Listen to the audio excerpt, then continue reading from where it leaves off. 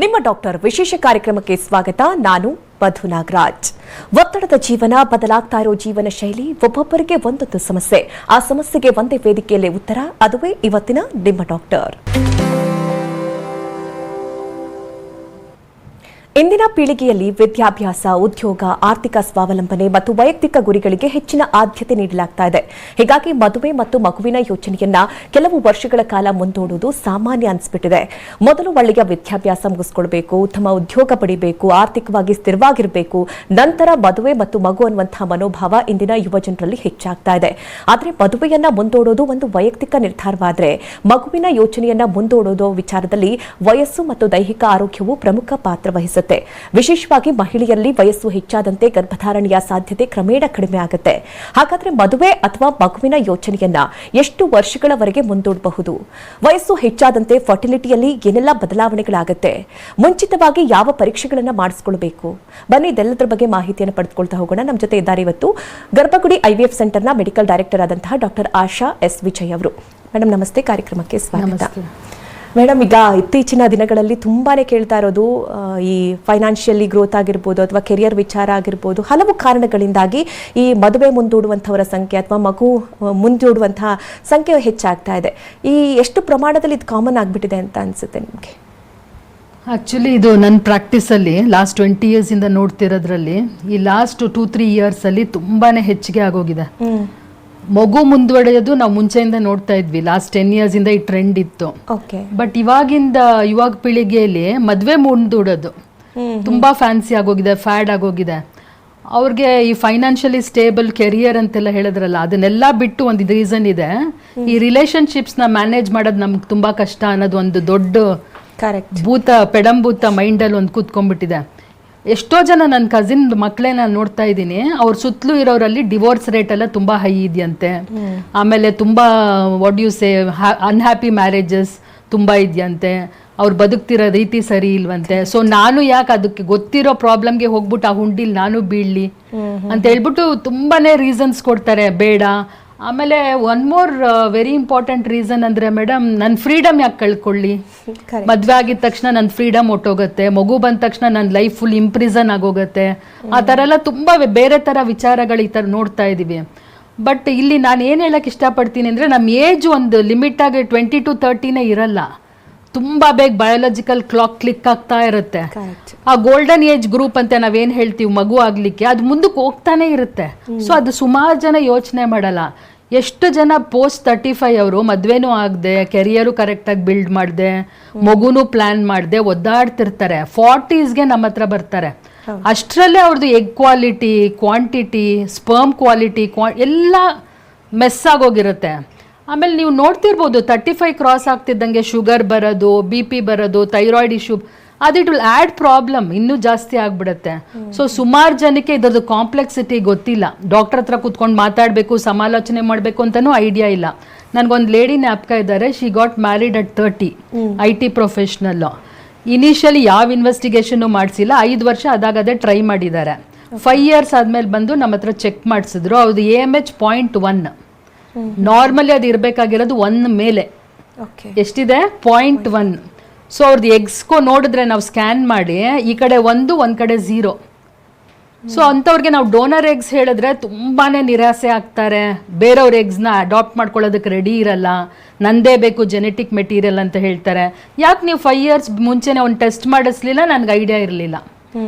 So educated IT ಕಪಲ್ಲು, ನಾನು ಇವರು rural population ಹೇಳ್ತಾನೆ ಇಲ್ಲ. ಸುಮಾರು ಜನ ಫೈಲ್ಸ್ ತರ್ತಾರೆ ಮೇಡಮ್. 5 ವರ್ಷದಿಂದ ರಿಪೋರ್ಟ್ಸ್ ಇರುತ್ತೆ, ಎಲ್ಲ ಕಮ್ಮಿ ಆಗೋಗಿರುತ್ತೆ. ಯಾವ ಡಾಕ್ಟರ್ ಹತ್ರನೂ ಹೋಗಿರಲ್ಲ, ಫುಲ್ ಬಿಟ್ಬಿಟ್ಟಿರ್ತಾರೆ. ಒಂದು ಕಪಲ್ ಇದೇ ಥರ ಬಂದರು. ಅವ್ರದ್ದು 2 ಪೇರೆಂಟ್ಸ್ಗೂ ಸ್ಟ್ರೋಕ್ ಆಯ್ತಂತೆ. ಸೊ ಇಮ್ಯಾಜಿನ್, ಸ್ಟ್ರೋಕ್ ಇಬ್ಬರನ್ನ ನೋಡ್ಕೋಬೇಕು ಮನೇಲಿ ಅಂದರೆ ಅವ್ರದ್ದು ಒಂದು 10 ವರ್ಷ ಅದರಲ್ಲೇ ಕಳೆದ್ಬಿಟ್ಟಿದ್ದಾರೆ. ಸೊ ಇವಾಗ ಇಬ್ರು 40s, ಹಸ್ಬೆಂಡ್ ವೈಫು. ಈಗ ಕಂಪ್ಲೀಟಾಗಿ ಅವ್ರದ್ದು ಎಗ್ ಕ್ವಾಲಿಟಿನೂ ಇಲ್ಲ, ಕ್ವಾಂಟಿಟಿನೂ ಇಲ್ಲ, ನಂಬರು ಇಲ್ಲ. AMH ಟೆಸ್ಟ್ ಮಾಡಿದ್ರೆ 0.1 ಆ ಥರ ಬರ್ತಾ ಇದೆ. ಸೊ ಯಾಕೆ ಈ ಥರ? ನೀವು ಪೇರೆಂಟ್ಸ್ನೂ ನೋಡ್ಕೋಬೋದಿತ್ತು, ನಿಮ್ಮ ಫ್ಯಾಮ್ಲಿನೂ ಪ್ಲ್ಯಾನ್ ಮಾಡ್ಕೋಬೋದಿತ್ತು ಅಲ್ಲ ಅಂದರೆ ನಮ್ಗೆ ಗೊತ್ತಾಗಲೇ ಇಲ್ಲ. ಸೊ ಈ ಪ್ರೋಗ್ರಾಮ್ಸ್ ಅಲ್ಲಿ ನಾವು ತುಂಬಾ ಜನಕ್ಕೆ ಎಜುಕೇಟ್ ಮಾಡೋದಿದೆ. ನಾವು ಅದಕ್ಕೇನೆ ಫ್ರೀ ಕ್ಯಾಂಪ್ಸ್ ಮಾಡ್ತೀವಿ ಗರ್ಭಗುಡಿ ಕಡೆಯಿಂದ. ಸುಮಾರು ಜನಕ್ಕೆ ಇದನ್ನ ಎಜುಕೇಟ್ ಮಾಡ್ತೀವಿ. ನಿಮ್ದೊಂದು ಸೆಮೆನ್ ಅನಾಲಿಸಿಸ್ ಮಾಡಿಸ್ಕೊಳ್ಳಿ, ನಿಮ್ದು ಎಗ್ ಕೌಂಟ್ ಎಷ್ಟಿದೆ ಅಂತ ಒಂದು ಸಿಂಪಲ್ AMH ಟೆಸ್ಟ್ ಮಾಡಿಸ್ಕೊಳ್ಳಿ. ಅಟ್ಲೀಸ್ಟ್ ಅದ್ರಲ್ಲಿ ಪ್ರಾಬ್ಲಮ್ ಇದೆ ಅಂದ್ರೆ ಅದನ್ನ ಸರಿ ಮಾಡ್ಬೋದು ಇವಾಗಲೇ ಗೊತ್ತಾದ್ರೆ. ಕೈ ಮೀರೋಗ್ದಂಗೆ ನೋಡ್ಕೊಳ್ಳಿ ಅಂತ ತುಂಬಾ ಹೇಳ್ತೀವಿ. ಈ ಮಗುವನ್ನ ಮುಂದೂಡೋದಕ್ಕೂ ಅಥವಾ ಮದುವೆಯನ್ನ ಮುಂದೂಡೋದಕ್ಕೂ ಡಿಫ್ರೆನ್ಸ್ ಇದೆಯಾ ಇನ್ಫರ್ಟಿಲಿಟಿಯಲ್ಲಿ ಅಂತ? ಎರಡು both are inter connected actually. ಮದುವೆ ಮುಂದೂಡ್ತಿದ್ದಂಗೆನೆ ನಿಮ್ದು ಚಾನ್ಸಸ್ ಆಫ್ ಮದುವೆ ಆಗೋದು ಕಮ್ಮಿ ಆಗ್ತಾ ಬರುತ್ತೆ. ಬಿಕಾಸ್ ನೀವು ಅವ್ರು ಬೇಡ ಇವ್ರು ಬೇಡ ಅಂತ ಇದು ಮಾಡ್ತಾನೆ ಇರ್ತೀರಾ, ನೆಗ್ಲೆಕ್ಟ್. ಆಮೇಲೆ ಒಂದ್ಸಲಿ ಮದುವೆ ಆದ್ಮೇಲೆ ಅವ್ರ ಜೊತೆ ಅಡ್ಜಸ್ಟ್ ಆಗಿ ನಾನು ಫ್ಯಾಮಿಲಿ ಬಿಲ್ಡ್ ಮಾಡಬೇಕು, ನಂಗೆ ಪಾಪು ಆಗಬೇಕು ಅಂತ ಒಂದು ಡಿಸಿಷನ್ ತಗೊಳ್ಳೋದೆ ಮತ್ತೆ ಡಿಲೇ ಆಗುತ್ತೆ. ಅಡ್ಜಸ್ಟ್ಮೆಂಟ್ ಇಶ್ಯೂಸ್ ಇರುತ್ತೆ. ಎನಿ ನ್ಯೂ 2% ಬಂದಿದ ತಕ್ಷಣ ಅಡ್ಜಸ್ಟ್ಮೆಂಟ್ ಇಶ್ಯೂಸ್ ಇರುತ್ತೆ. ಮಧ್ಯದಲ್ಲಿ ಆ ಕೂಸ್ ಬಂದ್ಬಿಟ್ಟು ಇನ್ನೂ ಕಷ್ಟ ಆಗತ್ತೆ ಅವ್ರಿಗೆ.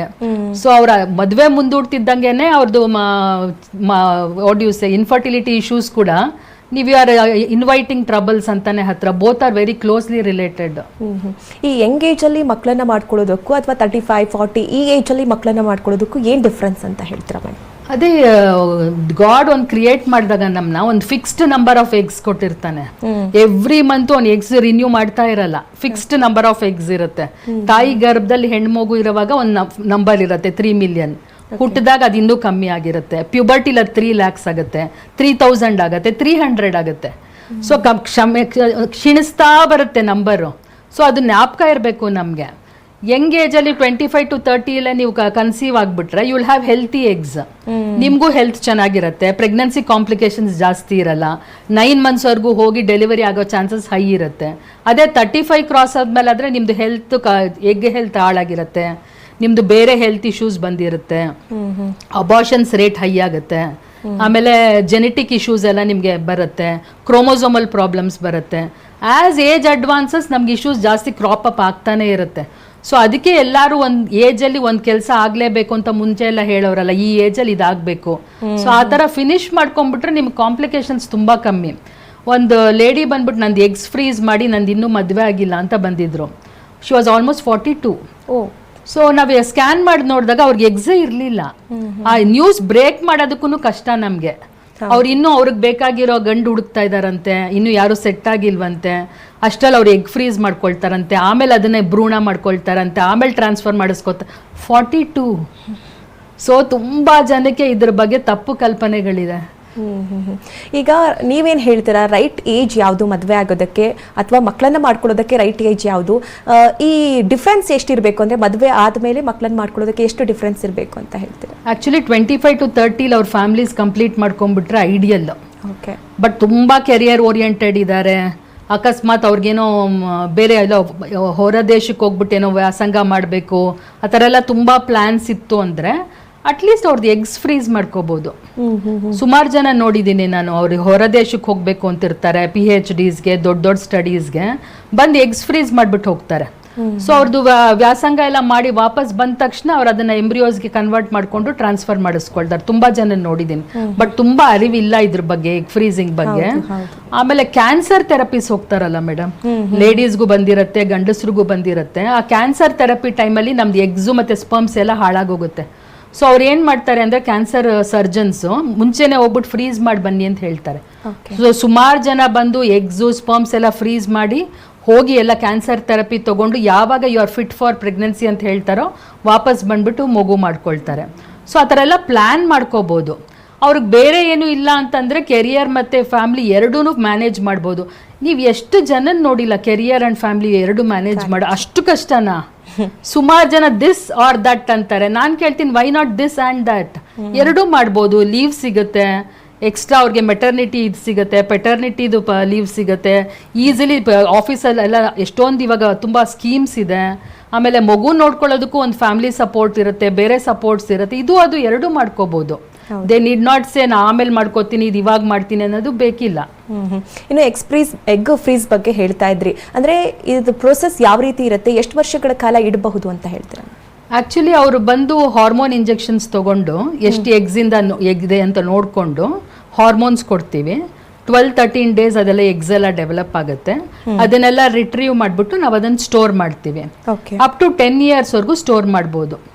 ಸೊ ಅಷ್ಟರಲ್ಲೇ ಅವ್ರು ಪ್ಲಾನ್ ಮಾಡ್ಕೊಂಡು ಬಂದು ಎಂಬ್ರಿಯೋಸ್ ಕ್ರಿಯೇಟ್ ಮಾಡಿಕೊಂಡು ಹಸ್ಬೆಂಡ್ನ ಕರ್ಕೊಂಡ್ಬಂದು ಟ್ರಾನ್ಸ್ಫರ್ ಮಾಡಿಸ್ಕೋಬೋದು. ಹೆಲ್ತಿ ಇರುತ್ತೆ. ಮುಂಚೆ ಎಲ್ಲ ಫ್ರೀಸಿಂಗ್ ಅಂದರೆ ತುಂಬ ಬ್ಯಾಡ್ ಕ್ವಾಲಿಟಿ ಬರುತ್ತೆ ಅಂತೆಲ್ಲ ಹೇಳೋರು. ಬಟ್ ಇವಾಗ ರಿಸರ್ಚು, ಸೈನ್ಸು, ಪ್ರಾಸೆಸ್ ಎಲ್ಲ ತುಂಬ ಡೆವಲಪ್ ಆಗಿದೆ. ಸೊ ಹೆಂಗೆ ಫ್ರೆಶ್ ಎಗ್ಸ್ ಇರುತ್ತೋ ಹಾಗೆ ಫ್ರೋಝನ್ ಎಗ್ಸ್ ಕೂಡ ಇರುತ್ತೆ. ಈ 35ರ ನಂತರ ಮಗು ಮಾಡ್ಕೊಳ್ಳುವಂಥವ್ರು ತಾಯಿಗೆ ಏನೆಲ್ಲ ರಿಸ್ಕ್ ಆಗುತ್ತೆ ಅಥವಾ ಮಗುವಿಗೆ ಏನೆಲ್ಲ ರಿಸ್ಕನ್ನು ಎದುರಿಸಬೇಕಾಗತ್ತೆ ಅಂತ ಹೇಳ್ತೀರಾ? ಜೆನೆಟಿಕ್ ಇಶ್ಯೂಸ್ ಜಾಸ್ತಿ ಆಗ್ತಾ ಬರುತ್ತೆ ಆಫ್ಟರ್ 38. ಆಮೇಲೆ ಅಕಸ್ಮಾತ್ ಫ್ಯಾಮಿಲಿಲಿ ಏನಾರು ಅರ್ಲಿ ಮೆನೋಪಾಸ್ ಇತ್ತು ಅಂತ ಇಟ್ಕೊಳ್ಳಿ, ತಾಯಿಗೆ ಅಥವಾ ತಾಯಿ ತಂಗಿಗೆ, ಚಿಕ್ಕಮ್ಮಗೆ, ದೊಡ್ಡಮ್ಮಗೆ. ಸೊ ನಮಗೂ ಅರ್ಲಿ ಮೆನೋಪಾಸ್ ಬರ್ಬೋದು. AMH ಲೋ ಆಗ್ತಾನೇ ಹೋಗುತ್ತೆ. ಒಬ್ಬೊಬ್ರು ಟೆಸ್ಟೇ ಮಾಡಿಸಿರಲ್ಲ. ಅಬಾರ್ಷನ್ ರೇಟ್ಸ್ ಹೈ ಆಗ್ತಾ ಇರುತ್ತೆ. ಕಾಂಪ್ಲಿಕೇಶನ್ಸ್ ಇನ್ ಪ್ರೆಗ್ನೆನ್ಸಿ, BP ಬರೋದು, ಶುಗರ್ ಬರೋದು ಎಲ್ಲ ಜಾಸ್ತಿ ಆಗ್ತಿರುತ್ತೆ. ಸೊ ಏಜ್ ಅಡ್ವಾನ್ಸ್ ಆಗ್ತಿದ್ದಂಗೆ ನಮ್ಮ ಪ್ರಾಬ್ಲಮ್ಸ್ ಕೂಡ ಅಡ್ವಾನ್ಸ್ ಆಗ್ತಾನೇ ಇರುತ್ತೆ.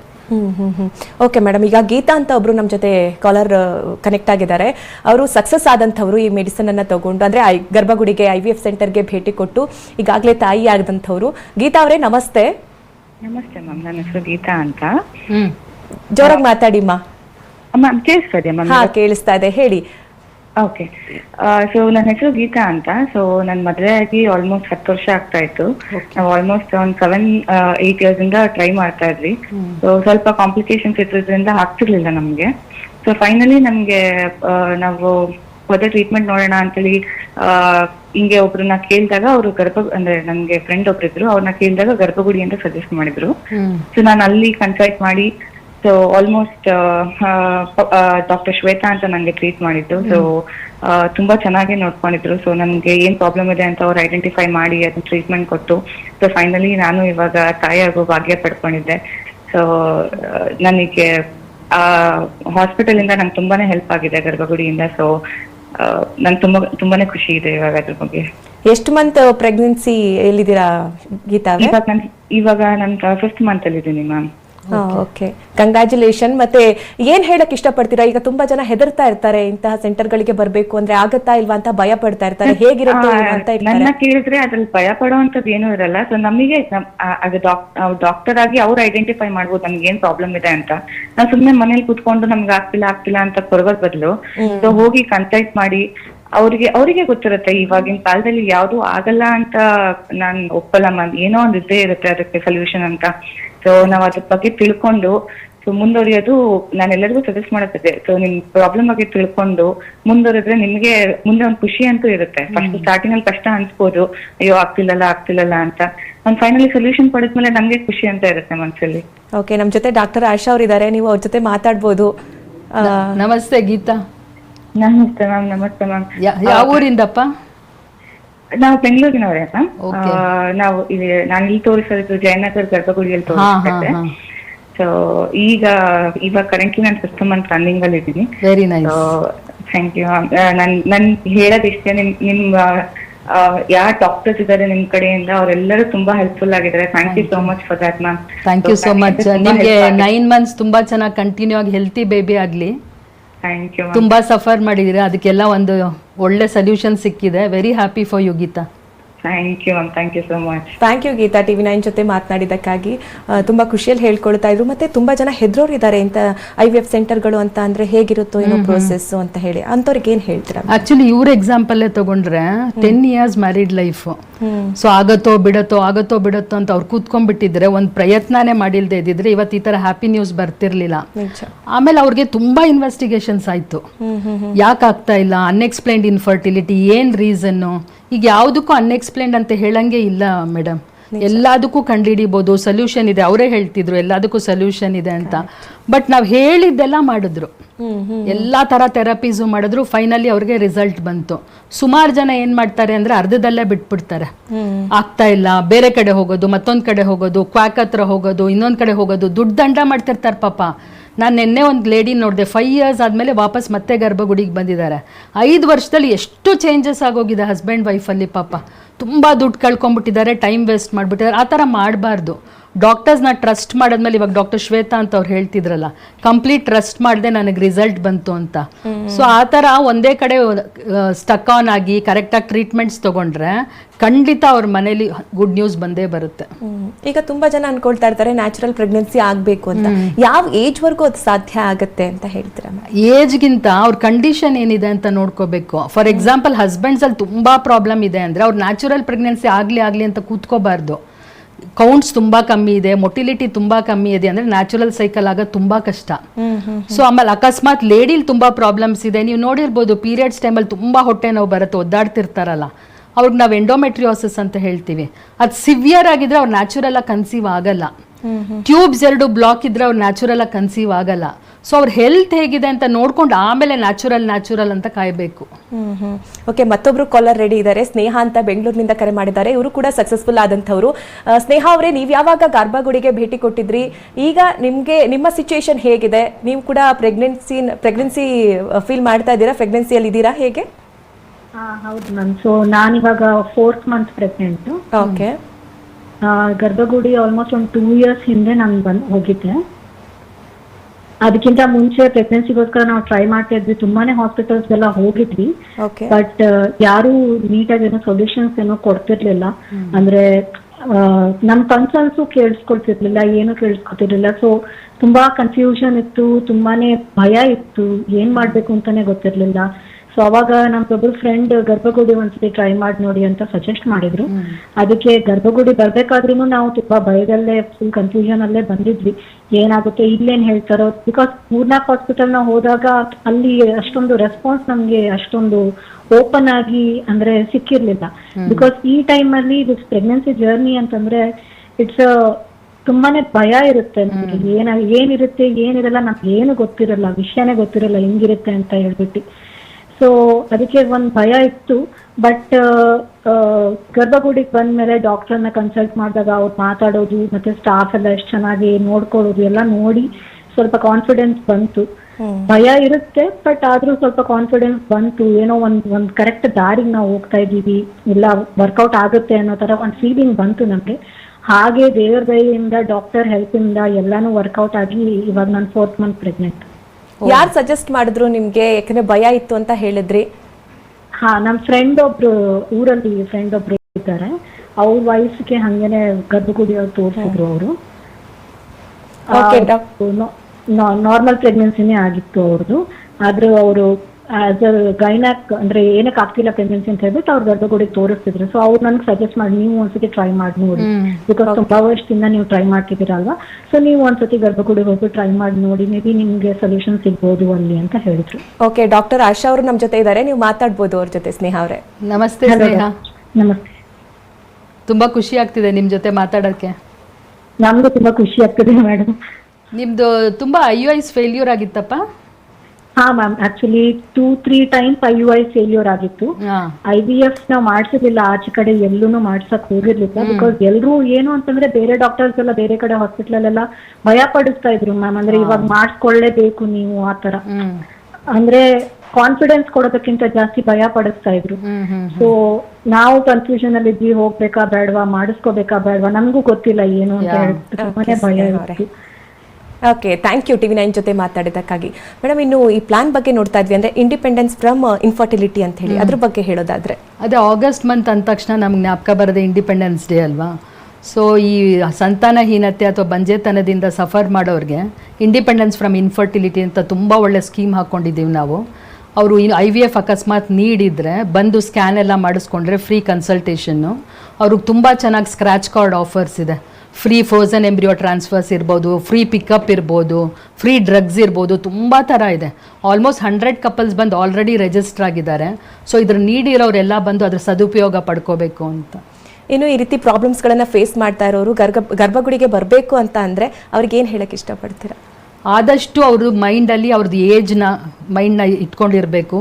ತುಂಬ ಜನಕ್ಕೆ ಅದು ಏಜ್ ಎಷ್ಟು ಬೇಗ ಓಡ್ತಾ ಇರತ್ತೆ ಅಂತ ಐಡಿಯಾನೇ ಇರಲ್ಲ. ಹಸ್ಬೆಂಡ್ ವೈಫ್ ಇಬ್ಬರೂ ಬಂದು ಟೆಸ್ಟ್ ಮಾಡಿಸ್ಕೋಬೇಕು. ಡಾಕ್ಟರ್ ಹತ್ರ ಕೂತು ಏನಕ್ಕೆ ಆಗ್ತಿಲ್ಲ ಅನ್ನೋದಿರ ಒಂದು ಒಳ್ಳೆ ಕನ್ಸಲ್ಟೇಷನ್ ತೊಗೊಂಡ್ರೆ ಫ್ರೀ ಇದೆ ಎಲ್ಲಾನು. ಅದರ ಸದುಪಯೋಗ ಪಡ್ಕೊಂಡ್ರೆ ಅವ್ರ ಫ್ಯಾಮಿಲಿಲಿ ಕೂಡ ಒಂದು ನಗು ಕಾಣುತ್ತೆ ಅಂತ ನಂದು.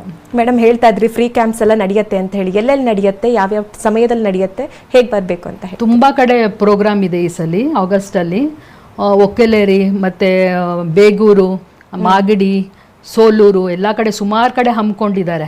ಸೊ ಎಲ್ಲ ಡೀಟೇಲ್ಸ್ನು ನಮ್ಗೆ ಕಾಲ್ ಮಾಡಿದ್ರೆ ಒಂದು ನಂಬರ್ ಆಗ್ತಿದೆಯಲ್ಲ, ಅದಕ್ಕೆ ಕಾಲ್ ಮಾಡಿದ್ರೆ ಎಲ್ಲ ಡೀಟೇಲ್ಸ್ ಕೊಡ್ತಾರೆ. ಅವ್ರದ್ದು ಎಂಟೈರ್ ರೆಕಾರ್ಡ್ಸ್ ತಂದು ನಮ್ಮ ಡಾಕ್ಟರ್ಸ್ನ ಫ್ರೀ ಸಮಾಲೋಚನೆ ಮಾಡ್ಬೋದು. ಮತ್ತು ಗರ್ಭಗುಡಿಗೆ ಬಂದು ಫ್ರೀ ಕನ್ಸಲ್ಟೇಷನ್, ಫ್ರೀ ಸ್ಕ್ಯಾನ್ಸ್ ಕೂಡ ಇದೆ. ಸೊ ಅದ್ರ ಕಂಪ್ಲೀಟ್ ಉಪಯೋಗನ ಪಡ್ಕೊಳ್ಳಿ ಈ ಆಗಸ್ಟ್ ಮಂತ್ದು. ಇಂಡಿಪೆಂಡೆನ್ಸ್ ಇರಲಿ ನಿಮ್ಗೆ ಇನ್ಫರ್ಟಿಲಿಟಿಯಿಂದ ಅಂತ. ಕರೆಕ್ಟ್. ಇನ್ನೊಂದು ಹೊಸ ಪ್ಲಾನ್ಗಳನ್ನು ಕೂಡ ತರ್ತಾ ಇದ್ದೀರಾ, ಆದರೆ ಜನರು ಸ್ವಲ್ಪ ಎಜುಕೇಟ್ ಆಗಬೇಕು, ಅದಕ್ಕೇನಾದರೂ ಪ್ಲಾನ್ ಮಾಡ್ತಾ ಇದ್ದೀರಾ ಮೇಡಮ್? ಆಕ್ಚುಲಿ ಈ ತರ ಪ್ರೋಗ್ರಾಮ್ಸ್ ಎಲ್ಲ ತುಂಬಾ ಮಾಡ್ತಿರ್ತೀವಿ. ನಮ್ಮ ಸೋಷಿಯಲ್ ಮೀಡಿಯಾಲೆಲ್ಲ ತುಂಬಾ ಪೋಸ್ಟ್ ಇರುತ್ತೆ. ಆಮೇಲೆ ಪೇಪರ್ಸ್ ಅಲ್ಲೂ ಕೂಡ ನಾವು ಆರ್ಟಿಕಲ್ಸ್ ಬರೀತಿರ್ತೀವಿ. ಕಂಟಿನ್ಯೂಸ್ ಆಗಿ ಡಾಕ್ಟರ್ ಎಜುಕೇಟ್ ಮಾಡ್ತಾನೆ ಇರ್ತಾರೆ. ಸೊ ಎಲ್ಲರೂ ಅದ್ರ ಬಗ್ಗೆ ಜಾಸ್ತಿ ಮಾಹಿತಿ ತಗೊಂಡು ಈ ಇನ್ಫರ್ಟಿಲಿಟಿ ಸಮಸ್ಯೆಯಿಂದ ಆದಷ್ಟು ಆಚೆ ಬರಲಿ ಅಂತ ನಂದೊಂದು ಆಶಯ.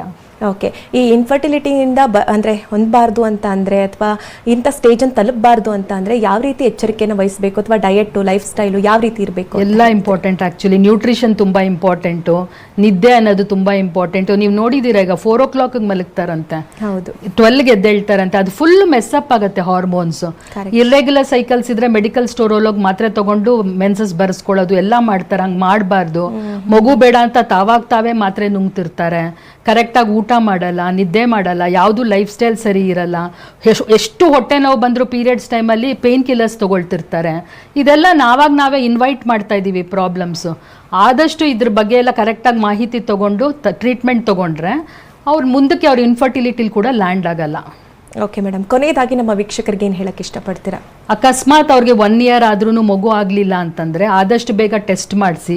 ಈ ಸಲ ಗರ್ಭಗುಡಿಲಿ AMH ಮತ್ತು DFI ಫ್ರೀ ಇದೆ. ಆದಷ್ಟು ಬೇಗ ಬಂದು ಅದ್ರ ಪ್ರಯೋಗ ಪಡ್ಕೊಳ್ಳಿ. ಹಸ್ಬೆಂಡ್ಸ್ಗೂ DFI ಮಾಡಿ ಕೂಡ ನಾವು ಫ್ರೀ ಮಾಡ್ತಾ ಇದ್ದೀವಿ. DFI ಅನ್ನೋದು ವೆರಿ ಸ್ಪೆಷಲ್ ಟೆಸ್ಟ್ ಸೆಮೆನ್ ಪ್ರಾಬ್ಲಮ್ಗೆ. ಅದರದ್ದು ಕೂಡ ಮಾಹಿತಿ ತಗೊಳ್ಳಿ. ಬಂದು ಡಾಕ್ಟರ್ಸ್ ಹತ್ರ ಡಿಸ್ಕಸ್ ಮಾಡಿ. Get free from infertility. Okay, thank you madam. ಇವತ್ತಿನ ಕಾರ್ಯಕ್ರಮದಲ್ಲಿ ಸಾಕಷ್ಟು ಮಾಹಿತಿಯನ್ನು ಹಂಚಿಕೊಂಡ್ರಿ. ಇನ್ನು ನೇರ ಭೇಟಿಗಾಗಿ ನೀವು ಈ ಅಡ್ರೆಸ್ಗೆ ಭೇಟಿ ಮಾಡ್ಬೋದು. ಅಡ್ರೆಸ್ ಈ ರೀತಿ ಇದೆ, ನೋಟ್ ಮಾಡ್ಕೊಳ್ಳಿ. ಸಂಪರ್ಕಿಸಬೇಕಾದ ವಿಳಾಸ: Garbhagudi IVF centre, Bengaluru, Hanumanthanagar, Jayanagar, Kalyan Nagar, electronic city, Bharathahalli, Nagarabhavi ಮತ್ತು RMP ಎಕ್ಸ್ಟೆನ್ಷನ್, ಯಲಹಂಕ, ಹೊಸೂರು ಮತ್ತು ದಾವಣಗೆರೆ. ದೂರವಾಣಿ ಸಂಖ್ಯೆ ಈ ರೀತಿ ಇದೆ: 9071 234005.